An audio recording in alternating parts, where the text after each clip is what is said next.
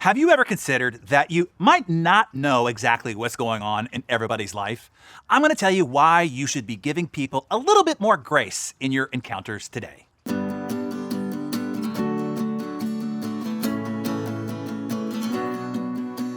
Brandon Matthews, standing on the green of his third extra hole playoff at the Argentine Open, described the silence around the green as deafening.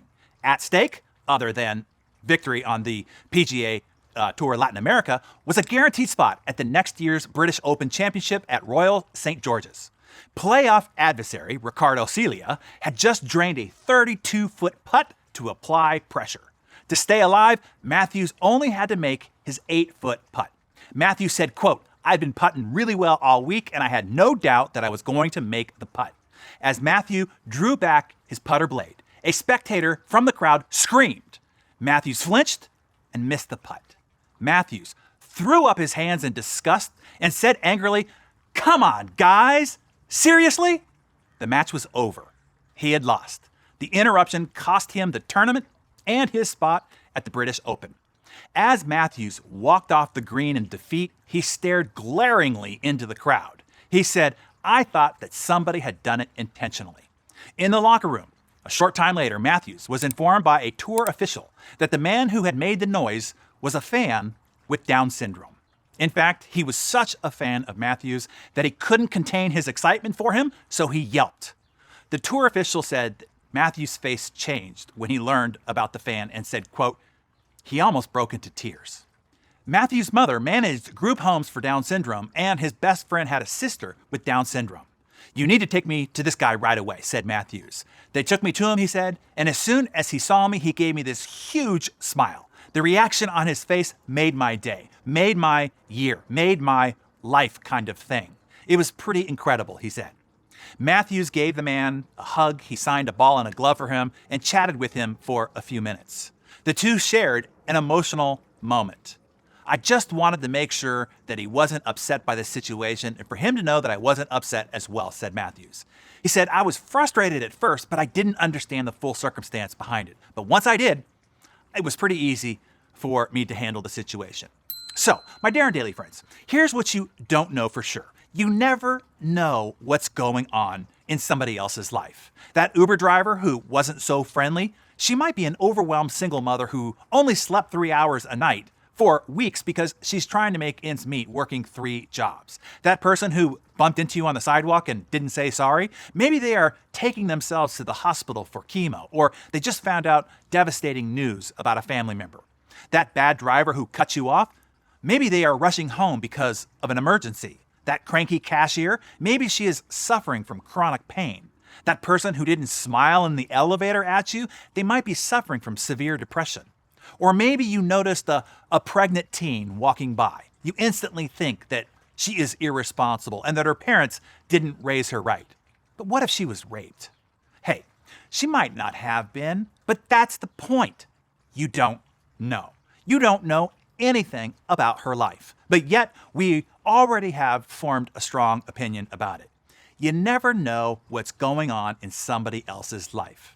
A few weeks before the tragic and premature death of Chadwick Boseman, pictures surfaced on the internet that had him looking alarmingly thin and haggard. In many of the comment sections and on meme accounts, people joked at the effects of a few months of quarantine. Others called him Crack Panther, implying that he had a drug addiction and that was to blame for his radical change in appearance.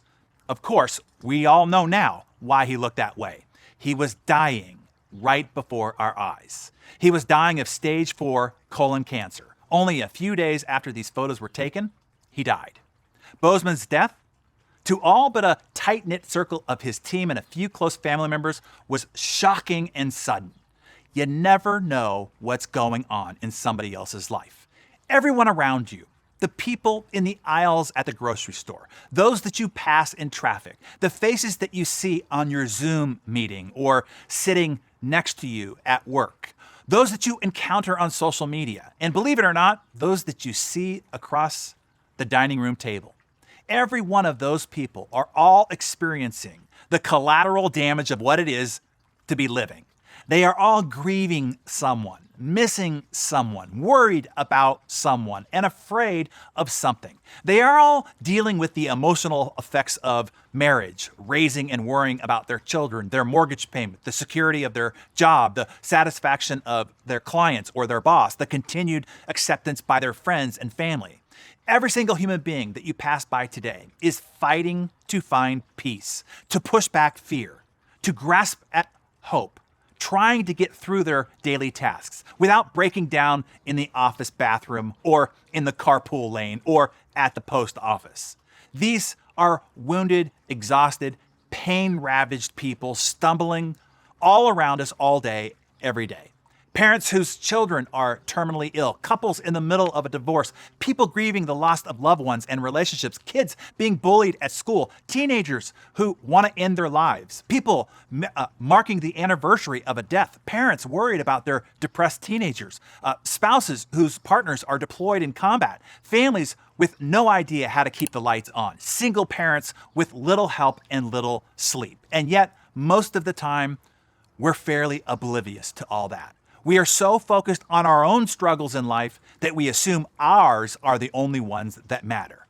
There are so many things that we know nothing about regarding someone else's life. Instead of realizing that, we assume things about them based on a few things that we see and think and observe what it is that they do. Here's what I suggest that we do as a community today, the Better Everyday community. Let's give everyone the benefit of the doubt today. Let's know for sure that we don't know for sure all that's going on in somebody else's life. Let's assume instead that everybody is grieving and worried and fearful about something. Because if they are here walking around in this heavy meat suit, there's a fantastic chance that they are. Realizing this can make a small difference in the world. Even the smallest kind gesture from a stranger could mean the world to somebody who is hurting. Sometimes small, considerate gestures can change a life, sometimes even save one. It would be easier if everybody carried around a written sign or had a label warning that said, "Handle with care, I'm struggling." Since they don't, we should look more closely and more deeply and more compassionately at everyone around us, at work, at the gas station, or in the produce section. And never assume that they aren't all just hanging on by a thread, because most people are. And one simple kindness from us can be that thread that keeps them hanging. We need to constantly remind ourselves just how hard the hidden stories around us might be, and to approach each person as delicate, wonderful, and invaluable as a treasure, one to handle with care. Thank you for watching this week's video on YouTube. Please like this video and share it with your friends and family. You can also subscribe to my channel for weekly videos. And if you're feeling stressed, then I have a perfect resource for you. Just click the button on the screen to download my free guidebook.